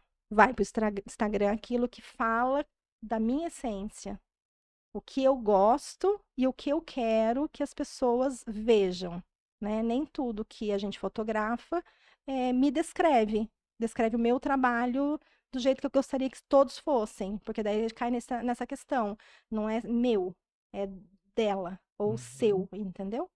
E a Entendi. gente faz. Eli, quando você olha a sua empresa, quais são as métricas que você analisa para você saber que a sua empresa está crescendo? Bom, eu olho ali o número de sessões que eu realizo. Eu vejo o quanto eu tô. Hoje eu tenho muito mais noção de como calcular minha hora de trabalho, né? Então hoje está mais fácil. Eu sei quanto vale a minha hora de trabalho, eu sei mais ou menos quanto eu gasto para cada tipo de trabalho, então eu não tenho tanta dificuldade na percepção do crescimento e que ela é sustentável, Ok. né? Mas eu já tive essas falhas, porque a gente faz conta errada, né? E bem errada. Ah, no começo, tudo é um aprendizado, né? Sim, Você, sim. nós começamos empreendendo por necessidade, outros já têm um certo know-how, mas tudo você vai absorvendo, né? Por exemplo, eu perguntei da luz. São coisas que a gente vai. É uma das vantagens de entrevistar as pessoas. Uhum, Eu olho assim e falo, ó, como que você pode me ajudar? Me ajuda nesse ponto aqui, me ajuda aqui, me dá uma dica disso aqui e tal. E aí eu vou construindo as coisas, né? Então, beleza, você uhum. olha o seu faturamento, quantos atendimentos você fecha. Isso é por semana, mês ou ano? Mês. Mês, atendimentos mês, Uhum. ok. Do começo de 2024 para agora, nós já estamos caminhando para o final de 2024, é. Já ia falar 25, ó, Tá viajando. apressado. A gente ainda tem 2 semanas O que que mudou na sua vida? de 2020, em 2024. Bom, eu pensei na fotografia um pouquinho diferente esse ano, né? Eu acrescentei umas coisas a mais ali para eu estar divulgando, mesmo por conta do crescimento do mercado.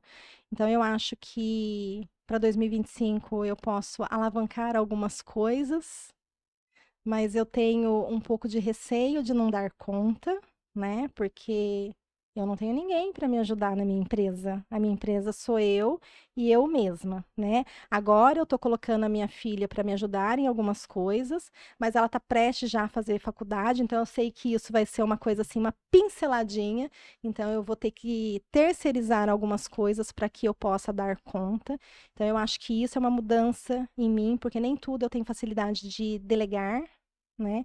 Mas eu já entendi. E eu acho que por conta de uns cursos que eu fiz recente, eu também já senti que eu preciso delegar para que eu possa crescer. E eu estou determinada a crescer a minha fotografia em 2025, porque eu tenho boicotado muito a minha fotografia, o meu crescimento, não a minha fotografia, porque eu invisto bastante em cursos, em mim, estou sempre aperfeiçoando, mas eu fico boicotando o tempo todo o meu crescimento, né? Por ter uma profissão que me segura, 8 horas por dia nela. Então, eu faço a fotografia no paralelo. Eu acho que a gente nem chegou a falar sobre isso, né? Mas eu tenho duas profissões, uma que eu sou apaixonada e uma que eu amo de paixão. A que eu sou apaixonada é a que eu fico 8 horas por dia, né? Que é a da universidade. A que eu amo de paixão é a fotografia. Eu tento conciliar as duas coisas. Hoje eu estou conciliando, mas eu sinto que muitas vezes eu não estou dando conta. Porque para eu crescer a minha fotografia, eu preciso ter mais tempo disponível para ela, né? Para que eu possa ter o momento de atendimento, para que eu possa ter o momento de divulgação. Sem divulgação, eu não trago meu cliente. Se eu não trago meu cliente, eu não cresço. Né? Em termos de fotografar, abrir mais a minha agenda é mais restrita, né? O que dificulta um pouquinho eu fazer, né? Dessa alavancada aí na fotografia, mas eu sinto essa necessidade, eu sinto que eu estou pronta hoje para isso, né? Tanto na parte do conhecimento técnico, na parte de edição, e eu sei que eu preciso delegar algumas coisas para tirar né, desse tempo, desse pouco tempo que eu tenho livre, ou eu edito, ou eu prospecto, né? Então, assim, eu preciso fazer isso e eu estou disposta a fazer isso para 2025. Então, é uma decisão que não é fácil, porque cortar cordões umbilicais não é fácil, né? Mas que eu acho que isso é uma mudança grande. O aceitar, né? Aceitar que você pode, o aceitar que você tem condições. Aí eu já vou chorar, né? E aceitar de que a gente tem que fechar um ciclo para começar outro. E de repente eu acho que 2025 vai ser o meu ano. É isso aí, porque 2025, então já pega essa pra você, tá? 2025 é o ano de colher. Isso é verídico? É certo Verídico, mesmo? É de colher o que verídico. a gente plantou em 2024? Exatamente. Colher e Hum. desfrutar. Nossa, então anota aí, gente. Eu vou colher e vou desfrutar daquilo que eu semeei esse tempo todo. É isso aí. Aí eu volto aqui para te contar. Exatamente, porque a cada um ano ou antes, nós Hum, fazemos o convite para voltar aqui. Porque eu também faço esse acompanhamento para ver o que, que a empresa. cresceu. Exatamente. E é essa a pergunta, né? Eu não fiz essa pergunta porque você já respondeu, mas eu faço a pergunta: É, onde você se vê daqui a um ano? Como você já descreveu o seu 2025, então eu já sei. Depois eu vou chegar e falar: então, Li, senta aqui, vamos conversar. combinado. E aí, o que, que aconteceu? Fez o dever de casa? Foi? Não foi? Como é que foi? Né? E é isso. Mas você vai crescer sim. Só depende de mim. Meu, você tem tudo, entendeu? Carisma, técnica, o local, estúdio para fazer. Hoje eu tô com um estúdio maravilhoso. Então, Presente do marido. o marido que ajuda, que isso é fundamental, É. alguém que acredita em você, sabe? Vendo o potencial naquilo que você faz. Então, ó, Jean, já sabe, hein? Apoia ela em 2025, a mulher vai voar. Sim, vou levar você pra Europa com o dinheiro da fotografia. Oh, meu Deus. Tirar foto na Europa. Vamos lá visitar a prima. Eli, quando você para frente ao espelho, você olha a menininha que logo muito jovem perdeu o pai, teve que assumir essa responsabilidade, sempre se virou, sempre foi atrás, guerreira, batalhadora, mãe de 2 filhas maravilhosas, uma esposa estudiosa, professora, mentora, mentorada, que vem escrevendo inúmeras histórias e continuará fazendo isso por muito tempo. Qual é a perspectiva que você tem de você? De uma pessoa que sempre lutou por aquilo que acredita, porque eu sempre acreditei de. Aí, ó, você vai fazer eu chorar, não pode. Pode chorar. As coisas nunca são fáceis. E como eu sou uma pessoa muito dedicada àquilo que eu me proponho, eu acho que as pessoas sentem isso. Eu tenho uma devolutiva em todos os sentidos, tanto na profissão de fotógrafa, como nas amizades, ali com os alunos. Então, eu acho que eu consigo doar aquilo que eu, com dificuldade, aprendi com carinho para todo mundo, né? Então, assim, quando eu faço essas aulas de coaching, né? Sempre dá ali, em primeiro lugar, a preocupação com o outro. E eu acho que isso é a maior dificuldade que eu tenho, porque eu falo sim para todos e esqueço um pouco de mim, entendeu? Então, eu vejo uma pessoa que está sempre ali disposta a fazer para ajudar, a fazer para ensinar, entendeu? Então, eu gosto disso, porque eu acho que se essa é a pessoa que Deus botou aqui, se esse é o meu propósito, então eu faço com amor e direito. Eu me dou para aquilo que eu me propus a fazer. Então, se eu falar para você que eu vou fazer uma coisa, eu vou fazer uma coisa. Ela pode ser difícil para mim, mas se eu me comprometer, eu não vou furar, entendeu? Então, eu acho que aquela menininha que veio crescendo, ela tem muita bagagem, tem muita história e tem muita coisa boa para dividir, né? Então, estou sempre dividindo aquilo que eu sei e aquilo que eu sinto. Eu acho que é isso. Perfeito, sensacional.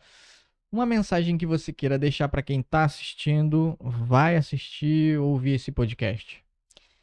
Então, Marcelo, quando a gente pensa assim, que eu escrevo a história de vida das pessoas, eu acho que as pessoas têm que pensar ali na fotografia, na imagem que ela gera, porque hoje as pessoas tá muito fácil, né? A gente pega o celular e tá o tempo todo clicando. Então a gente tá o tempo todo registrando alguma coisa. Mas as pessoas não revisitam essa história, né? Essa história às vezes se perde num celular que foi roubado. Essas histórias às vezes nunca mais foram abertas, nunca mais foram mostradas. Então eu peço que as pessoas se preocupem um pouquinho com aquilo que ela escreve dos filhos. É, é, eu vou falar rapidinho da minha história, que eu acho que fica mais fácil de entender.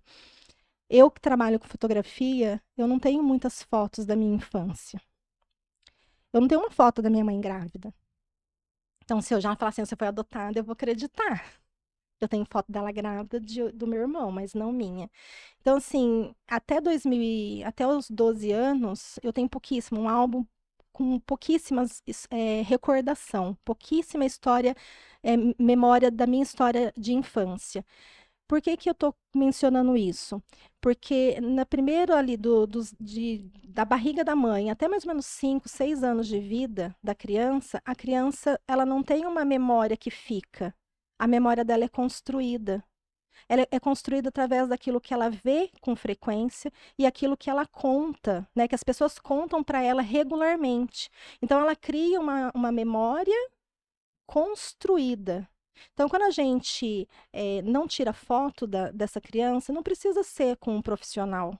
Mas se a gente não registra, ou se a gente registra, mas não faz nada com aquela imagem, guarda aquilo, não tem acesso, não mostra para a criança, ela não tem memória da infância.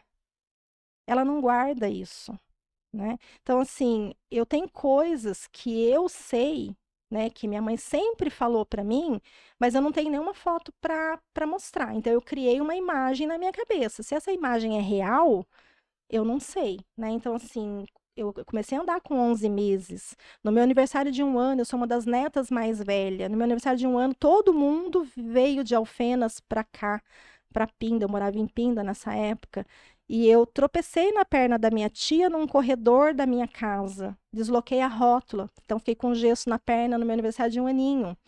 Eu visualizo essa imagem na minha cabeça porque foi repetitivo para mim. Mas eu não a lembro. Eu tinha 1 ano, né? Então, assim, eu tenho uma única foto segurando um telefone nesse corredor que fez com que eu criasse na minha cabeça a imagem de eu andando, tropeçando, correndo em volta da casa, entendeu? E é uma memória que eu construí. Se ela é do jeito que eu construí, eu não sei. Mas seria importante se tivesse mais coisas para alimentar tudo isso. Então eu falo aí para as mães, façam fotos. Se não for com um profissional, faça no celular, mas tire isso do celular, revele algumas, porque a fotografia impressa, ela é muito mais fácil de você mostrar e de você compartilhar, de você dividir aquela memória, de você compartilhar aquela história. Então, eu acho que é por isso que eu gosto tanto de escrever histórias, porque hoje eu sei o quanto isso pode ser muito produtivo, bom e importante para aquele serzinho que está ali comigo. Né? Uma outra coisa, assim, para você ter uma noção da importância da fotografia, eu tenho uma conhecida que tem 2 filhos.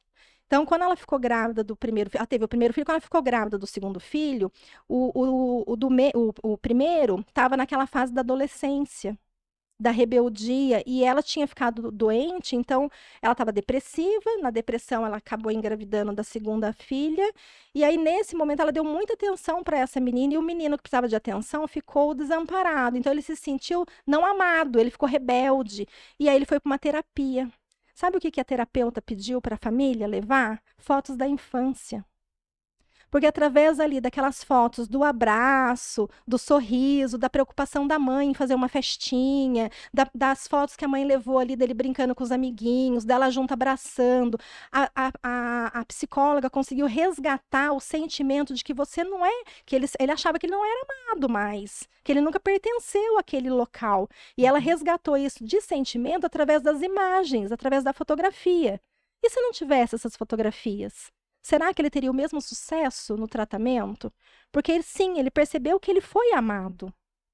Teve toda aquela preocupação da mãe com ele, em estar junto, em levar e fazer, entendeu? Por quê? Porque ela tinha aquilo registrado e ela tinha aquilo impresso. Porque da idade que ele estava, eu acho que não era ainda dessa facilidade que a gente tem hoje, desses digitais. Então, tem uma importância, um significado muito grande através da fotografia que mexe demais comigo. Que é essa importância que eu dou em fazer pelo outro. Então, nem todo mundo que vai lá ser fotografado por mim tem esse entendimento, mas tudo bem, ele não precisa ter. Só que eu acho que um dia ele vai se ligar, entendeu? Dessa importância, da imagem linda que está ali, que ele põe no porta-retrato, ou que ele compartilha com os colegas, com os familiares. Só que lá na frente, de repente, essa foto é a única coisa que ele tem. É a única coisa que sobra. É a única coisa que fica de um momento especial. Você já pensou quantas pessoas faz uma festa de aniversário para o filho de 1 aninho, ou de repente se preocupa aí com o casamento, decide casar, pensa em tudo. Pensa na igreja, pensa na festa, pensa no convidado, pensa no vestido de noiva que é caríssimo, na festinha pensa nos docinhos, aquelas coisas requintadas, no enfeite, na decoração. A última coisa que a pessoa pensa é no fotógrafo. Nessa hora ela já está sem dinheiro, né? Ela já não quer mais gastar. Então ela já vai em qualquer fotógrafo. Ah, é só umas fotos, porque às vezes eu recebo umas coisas assim. Não, é só umas fotinho. Eu falo, não é só umas fotinho. Tudo aquilo que você idealizou, que você pensou, que você planejou, tudo aquilo acaba em 2 horas, em 3 horas, em 4 horas. A única coisa que vai ficar para sempre é a fotografia.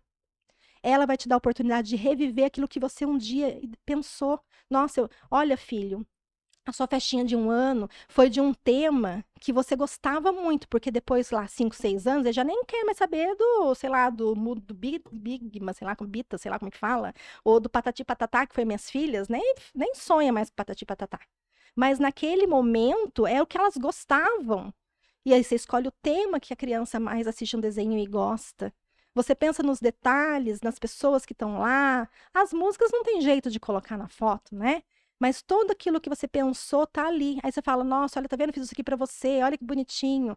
Fiz uma sementinha escrito Luana, 1 ano, num vasinho que você punha pra germinar, germinava e tava escrito Luana nos cotilédonos, no feijão, assim, ó. Que ela nem imagina. E você mostra a foto pra ela, ela fala, nossa, que legal, que interessante. Então, é uma coisa que eu idealizei, eu só consigo compartilhar com ela porque eu tenho a foto para mostrar. Então, não é uma foto. Não é simplesmente uma foto. É muito mais do que isso. Tem muita coisa, muito sentimento ali. E eu acho que isso, com a facilidade desse material hoje no digital, as pessoas clicam tudo e não revivem nada. Então, precisa sim que seja uma coisinha ou outra tirar do papel. Tirar do celular, colocar no papel. Você já passou pela experiência de você ir procurar um documento, abrir uma gaveta e topar de cara com uma foto que você nem imaginava, e Nossa. você parar alguns segundos, você para ali rapidinho, você revive aquilo assim, é gostoso, aí você deixa de lado e vai procurar o documento que você quer. Não é bom? E se você só tiver isso no digital? Não, principalmente quando eu pego e falo assim, nossa, eu era loiro dos olhos azuis. Ah! Falo, meu Deus. Eu não podia continuar desse jeito, né? Mas é uma coisa assim que você olha, você... E isso que você falou de recordação, eu tenho uma máxima que agora eu incluí isso, então agora são 3 pilares. Eu normalmente sempre falo que a coisa mais importante para uma pessoa é o nome dela, em qualquer lugar que ela estiver, ela sempre vai se sentir bem em ser chamada pelo próprio nome, Uhum. a história dela, quem é a pessoa, o que que ela passou, o que que ela viveu para se tornar a pessoa que ela é hoje. E agora você me fez incluir mais uma coisa, que são as fotos que essa pessoa tem. Quais são Sim, as recordações que ela tem? Porque através dessas recordações vai fazer muito mais sentido o segundo pilar, que é a história dela. com certeza. Você já pensou que a gente sabe do nosso antepassado porque os homens da caverna faziam desenhos na pedra? E se eles não tivessem desenhado? Lá não tinha fotografia, então se usava as tintas, né, o sangue dos animais para Uhum. pintar a caverna. Mas não foi através dela que se contou uma história, que se idealizou como se viviam naquele tempo, que se escavou ali e começou a achar pedaços de alguma coisa que fazia sentido com o que estava desenhado? Não se tem história sem imagem. Então a fotografia é isso. Por isso que eu falo, eu escrevo histórias. Eu não tiro foto. Eu conto um pouquinho no momento importante da sua vida. Escrevo páginas da sua história. Que cabe a você tirá-la ela, porque hoje, infelizmente, eu tive que seguir o mercado e sair. Antes eu só entregava, eu entregava material digital, mas eu entregava sempre material impresso. Hoje eu tive que colocar alguns pacotes sem o material impresso para baratear, para poder acompanhar o mercado. Mas não é aquilo que toca meu coração, porque eu acho que você precisa segurar, você precisa ter impresso. Não precisa ser toda a sessão, mas você tem que ter algumas. Então, cabe você a tirar aí do digital um pouquinho da sua história e fazer um livro da sua vida. Pega um álbum qualquer, aqueles de colar mesmo assim, ó, e coloca uma sequência. Porque quando você tiver seus filhos, seu legado tá ali. Você mostra para ele, ele vai entender quem é o pai, a história que veio antes, como você vivia, como você vive hoje, como foi seu crescimento, o ambiente onde você frequentava. Tá tudo ali. E às vezes é só isso que ele vai ter, você não sabe. Você me deu uma outra. Os insights, O ah segundo lá. insight já. Eu falei, caramba, que da hora, já vou fazer uma outra coisa. Sensacional. Realmente, é legal o comparativo. Antigamente, era um rolo de fita. Que você tinha que revelar. que era ali, você tinha momentos específicos Uhum. pra tirar foto, torcer pra aquele negativo Não dar tá certo e não queimado. queimar, É. e ter aquilo como recordação pra você todo ano, toda vez que você conhecer alguém, pegar e falar: vem cá, vem cá. Olha, eu era Olha, assim. minha Ah, foto, ó, eu era era gorducha. assim e tal, não sei o quê, né? Hoje em dia é tão fácil tirar foto, tão simples, tão de livre acesso, que a importância em si, realmente, ela vai se esvaindo. É legal Uhum. registrar momentos? É, mas quando a gente para pra pensar dessa forma, do porquê que aqueles momentos são importantes e qual é o impacto que eles terão, não somente nas nossas vidas, mas na, nas vidas posteriores, né? É o nosso legado. Exatamente. Igual você falou, o impresso é importante para criança também porque evita a exposição à tela do celular. A Sim. pessoa ela tá ali vendo. Uhum. E pro pai e pra mãe, pode estar pensando, pô, é nossa história. Mas para aquela criança que se tornará um adulto eventualmente, pegar e falar, essa é a minha história, essa foi a minha história. Sim. Sensacional. E se você pensar que a criança está criando a sua memória infantil, né, a sua memória da infância, da primeira infância, você ter um porta-retrato, você ter um quadro com a foto da família, ela passando ali toda hora e olhando, ela se sente pertencente àquele lar. Ela se sente pertencente àquela família. Então também tem esse lado mais psicológico da coisa, entendeu? E sem contar que o mundo vai dando voltas, vai evoluindo, né?